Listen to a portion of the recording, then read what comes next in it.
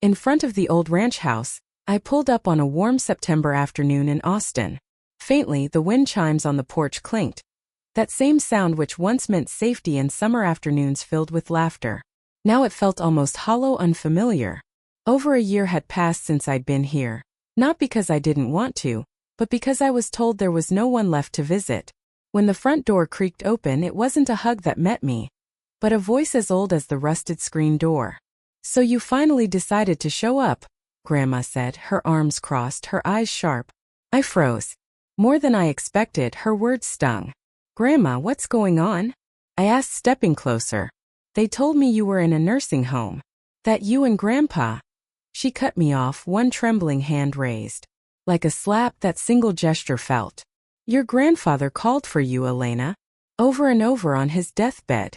For you, his little scientist, he kept asking. But you never answered.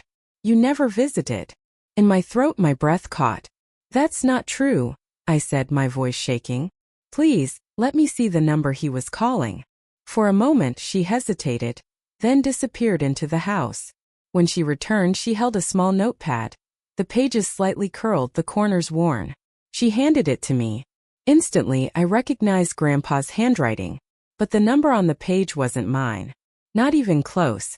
"This isn't my number," I whispered. "Since high school, I've had the same one." Her brows furrowed. "They told us you changed it when you went off to college," she said, her voice quieter now. "Said you didn't want to be bothered. That you wanted space. That you were ashamed of us." "No," I said, stepping back, my legs suddenly weak. For support, I grabbed the porch railing. "Grandma, last spring break I came home. I came here. Vanessa was here. She said no one was home." Grandma's face turned pale. "We were here. We've always been here, Elena. What are you saying?" "They lied to me," I said, anger rising in my chest like a wave. "They told me you and Grandpa had been moved to a care facility out in Cedar Ridge. They said visitors weren't allowed because of quarantine. That it was best I stayed away and focused on school." Her lips parted, but no sound came. As if the wind had been knocked out of her, she looked. "They said you didn't want to see us," she finally whispered. "That you said you had a new life now.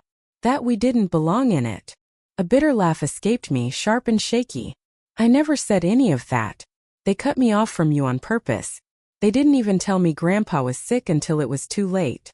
They told me the funeral was at 1 p.m. today. I got to the church and it was empty." Slowly she blinked and sat down on the porch swing.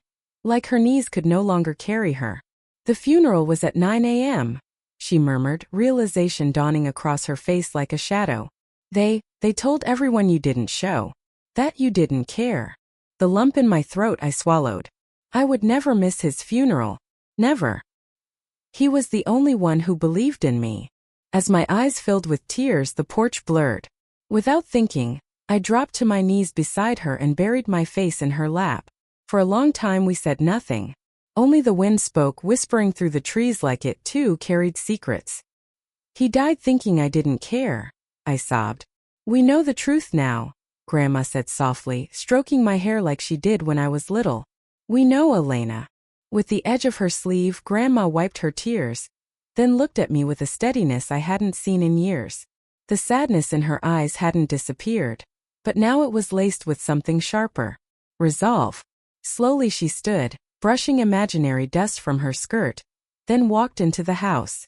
I followed her in, unsure of what came next. In the living room, everything was exactly as I remembered, except the air. It was heavier now. From its cradle by the kitchen wall, she picked up the phone. Slightly her fingers trembled as she dialed, but when she spoke, her voice had returned to that unshakable firmness I remembered from childhood. "Betty?" "Yes, it's me," she said flatly. "I need you, Jacob, and Vanessa to come over. Right away." I heard a muffled voice on the other end. Before it could finish, Grandma cut in. "No. I can't wait. Within the hour, I'll be expecting you." Without saying goodbye, she hung up, then turned to me. "The lawyer is on his way, too," she said, her voice calm, but underneath it something was burning. "Your grandfather, he left some things that need to be read aloud. In front of everyone." I didn't say a word. I only nodded. I wasn't ready for what was coming, but I had nothing left to lose. An hour later, the doorbell rang. "Stay in the kitchen until I call you," Grandma said, placing a gentle hand on my shoulder. I sat at the small kitchen table, the one where Grandpa used to drink his morning coffee while reading science articles I'd clipped out for him. Through the wall I could hear their voices. Mom's overly cheerful tone. Dad's calculated politeness. Vanessa's trademark bored sigh. Then silence. And finally Grandma's voice, clear and cutting. "Please everyone take a seat. Mr. Cullen Reeves is here to read David's will." That was my cue. I stepped into the living room. In my direction all three heads snapped. My mother's fake smile faltered. My father's face went ghostly pale. Vanessa's lips parted, but no sound came. I could see the calculations spinning in their minds. Why was I here? Why had Grandma invited them under false pretenses? Slowly Mr. Reeves opened his briefcase and pulled out a thick envelope. The kind that didn't just contain legal instructions but secrets too. He cleared his throat. "I, Walter Dawson, being of sound mind and clear intention, declare this to be my last will and testament." Utterly still the room went. Ms. Reeves continued reading. "To my beloved wife Helen Dawson, I leave our family home and a lifelong financial provision for her care and comfort." Grandma's expression didn't change. She already knew. "To my granddaughter Elena Dawson, I leave the newly constructed research facility at 482 Pine Ridge Lane, including all laboratory equipment, intellectual property rights to any ongoing projects under my sponsorship, and the funds required for continued development and staffing." The room cracked. It was subtle at first, a sharp inhale from Dad, the twitch of Mom's eye. But it was Vanessa who broke the silence. "You've got to be kidding me." Her voice shook with fury. "You gave her the lab? The whole damn facility?" Mr. Reeves didn't flinch. "And finally, the remainder of my estate, accounts, assets, and investments, shall be divided equally between my two granddaughters Elena and Vanessa Dawson." The silence that followed was loud. So fast Vanessa stood up that her chair screeched against the wooden floor. Her face was red. Her lips curled in disbelief. "This is insane." No. I was supposed to get everything." "That's what you said." She turned on her parents, voice cracking. "You promised. You told me if I visited him, acted like the good granddaughter, played along, everything would be mine." I stared at her, frozen. They'd made her act. Lie. Manipulate a dying man for money. And she'd done it willingly. But Grandma wasn't done. "There's more," she said coldly, reaching into the drawer beside her and pulling out a folded letter. Her hand shook as she passed it to Ms. Reeves. Slowly Ms. Reeves unfolded the letter, careful not to tear the brittle edges. The paper had yellowed slightly, but Grandpa's handwriting remained bold and firm, as if he had written every word with unwavering clarity. He cleared his throat before reading aloud. "To my dearest Elena, if this letter is being read, it means I'm no longer by your side. And though that thought breaks my heart, I hope these words carry some of the love I couldn't show you enough in life. You were always different. Not in a way that needed fixing, but in a way that made the world richer. While others chased noise, you searched for truth. While they performed, you observed. You were my little scientist. My pride. My legacy." A sharp breath caught in my throat. I could already feel my mother's stare burning into me, but I didn't look her way. "I watched you grow up with questions in your eyes no one around you seemed interested in answering. I saw the way you clutched your little notebook at 7 years old, recording how long it took rain to fill a glass jar. I saw how your joy dimmed every time your mother brushed you off, every time your father changed the subject. And I watched helplessly as your brilliance made them uncomfortable, because they could not understand it, and worse, because they never tried." Vanessa shifted in her seat. Mom crossed her arms. Dad looked away. Vanessa was always louder, easier to praise, more comfortable for them to parent, and so they poured everything into her. Attention, affection, money. I don't blame her entirely for the way things unfolded. She played the part they wrote for her. But you, Elena, you built your own script. That took courage I admired more than you ever knew. A tear slipped down my cheek. Grandma reached for my hand, gently squeezing it. "I remember once, after you won your first regional science competition, your parents didn't even come. They were at Vanessa's dress rehearsal. You came to the porch afterward, holding the trophy in both hands, unsure of whether to be proud or ashamed. You asked if we could put it in the box under your bed instead of on the shelf. You said maybe if I don't show it, they'll stop looking at me like I'm someone else's kid. My heart broke that day. I felt the room shrink around me. My mother remained stiff. My father had gone pale. Vanessa was silent, biting her bottom lip. You deserved more than what they gave. Not just things but recognition, warmth, space to be exactly who you are. And while I can't rewrite the past, I can make sure your future is built on your own terms. That's why I built the lab for you. That's why I changed the will. You are not a mistake. You are a miracle they never deserved. Slowly Mr. Reeves folded the letter. The silence that followed was deafening. I remembered the trophies, the box under my bed, the way I used to sit for hours rearranging them like puzzle pieces I didn't know how to display. I remembered hiding certificates in drawers. I remembered Vanessa saying, "Nobody likes a know-it-all," every time I opened my mouth in front of her friends.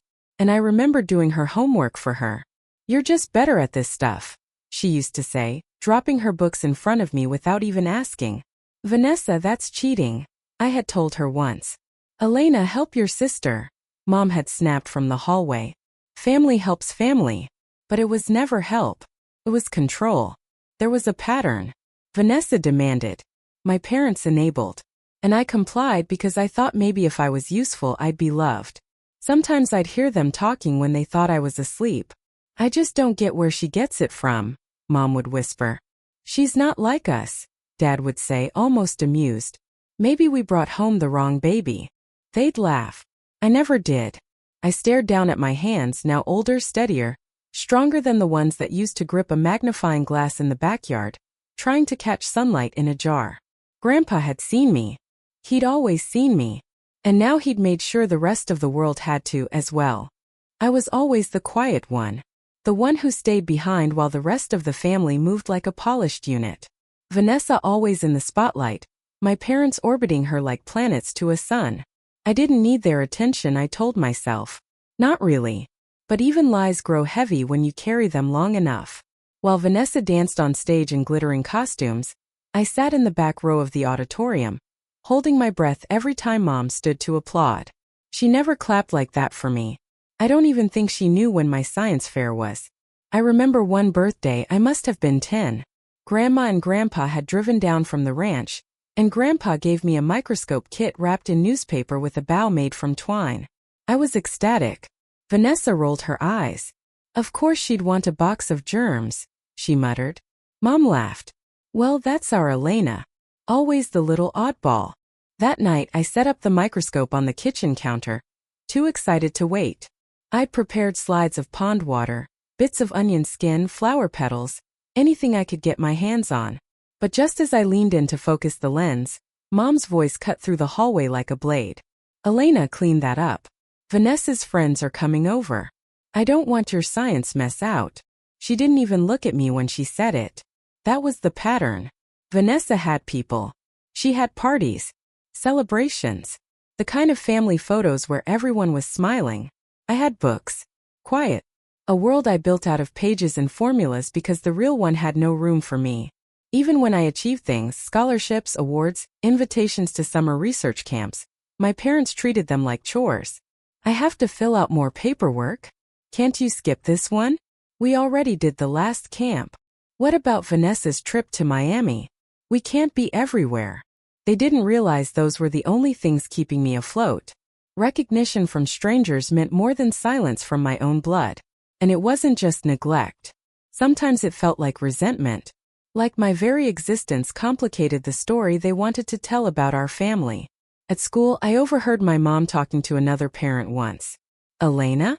Oh, she's our little genius," she said with a smile that didn't reach her eyes. A bit intense sometimes, but we're trying to help her be more normal. I remember retreating to the bathroom and locking the stall, gripping the edge of the toilet tank to keep from shaking. Even in moments when I tried to reach them, when I got into the gifted program, when I was accepted early to university, they responded with fear, not pride. "Are you sure you're ready for that? You'll be so far away. Don't rush through life, Elena. It's okay to be ordinary." But I wasn't ordinary. I never had been. And Grandpa knew. He was the only one who didn't try to make me smaller. He once found me crying behind the barn after Vanessa had told me I'd never be pretty enough to matter. I must have been 12. He didn't ask what happened. He just handed me a pocket-sized notebook and said, "Write the things they don't understand. One day the world will." That notebook stayed with me through high school, through every failed experiment, every lonely lunch, every invisible birthday. It was my anchor, my armor. Now, sitting in this living room with that same family across from me, pretending I didn't deserve any of this, pretending I was the selfish one, I felt the full weight of those years settle around me like armor reforged. They had spent a lifetime trying to dim my light, but Grandpa built me a space where I could shine without apology. And now they had no choice but to watch. The silence after the letter was read didn't last long. Vanessa shot up from her chair, her face a flush of rage and disbelief. Her voice cracked as she spat the words. "This is ridiculous. Why should she get anything? She wasn't even there. She disappeared for years, and suddenly she walks in and takes half of everything? The lab? The money?" Her eyes darted to Mom and Dad. "You said it was mine. You promised." My mother's face was blank, unreadable, but her fingers twisted in her lap like she was trying to wring water from air. "We had an understanding," Vanessa continued, her voice rising with every word. "I did what you asked. I played the role. I visited him when you told me to. I said all the right things. I was the perfect granddaughter." Her voice cracked. "You made me beg a dying man for his favor." That sentence hung in the air like smoke after a gunshot. Even Grandma blinked. "And now I'm supposed to just share?" Vanessa let out a dry, bitter laugh. "With her." I looked up slowly, meeting her eyes for the first time since I entered the room. I had no anger left. No fear. Just clarity. "You didn't visit him because you cared," I said quietly. "You visited because you were told there'd be a reward." Vanessa froze. "You never spent hours with him talking about books or experiments or his garden." I continued, my voice calm. "You never sat by his hospital bed unless someone told you to. I may have been locked out by lies, but at least I was honest about how I loved him." "Enough," Mom snapped, standing abruptly. "This is not the time to lecture your sister, Elena. You don't understand the pressure we've all been under." "Pressure?" I repeated, nearly laughing. "You mean the pressure of hiding the truth? Of isolating me from the only people who supported me?" Dad stood, straightening his shirt collar like he was preparing for a boardroom meeting. "Elena, let's be reasonable," he said smoothly. "Think about what you're doing. You've already had your education fully paid for. All those science camps, the competition, the international travel. Do you know,